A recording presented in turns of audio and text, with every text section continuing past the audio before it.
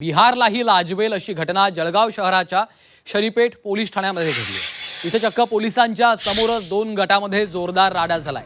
तक्रार देण्यासाठी आलेले भाजपचे माजी नगरसेवक कैलास सोनवणे यांच्यासह 2 ते 3 जणांना दुसऱ्या गटाने जबर मारहाण केली आहे। वाल्मिक नगरात भाजपचे माजी नगरसेवक कैलास सोनवणे यांच्या कार्यकर्त्यांचा एका गटासोबत वाद झाला होता। त्या वादानंतर कैलास सोनवणे काही जणांसोबत तक्रार देण्यासाठी शनीपेठ पोलीस ठाण्यात आले। दरम्यान दुसरा गटही ठाण्यामध्ये शिरला आणि त्यांनी सोनवणे यांच्यासह त्यांच्यासोबतच्या 3 ते 4 जणांना बेदम मारहाण केली।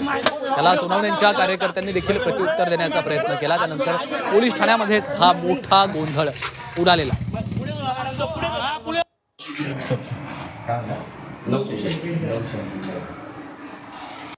थेट पोलीस ठाण्यामध्ये घुसून जबर मारहाण झाल्याचा धक्कादायक प्रकार घडलेला आहे। जळगावमध्ये पोलिसांच्या समोरच हा जोरदार राडा झालेला।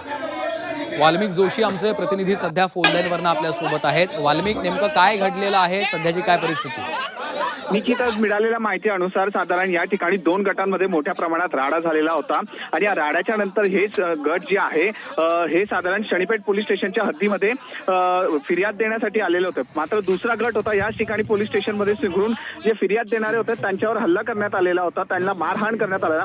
विशेष म्हणून बघायला गेलं तर या ठिकाणी मोठा पोलीस बंदोबस्त असल्यानंतरही दोघं गटांमध्ये पोलीस स्टेशनच्या चौकीमध्ये घुसून त्याच ठिकाणी असलेल्या पोलिसांच्या रूममध्ये घुसून या दोघांमध्ये मोठ्या प्रमाणात मारामारी झाली। मारामारीमध्ये साधारण या ठिकाणी मोठ्या प्रमाणात या ठिकाणी जमाव देखील जमलेला होता। मिळालेल्या माहितीनुसार महापालिकाच्या निवडणुकीनंतर या ठिकाणी पहिलं टेंडर हे झालेलं होतं एका कामाचं, त्याच्यावरून हा शब्दांचा फोनवर बाचाबाची झाली। त्यानंतर हे दोघं गट जे आहे एकामेकाच्या घरावर जाऊन वाद घालायला लागले।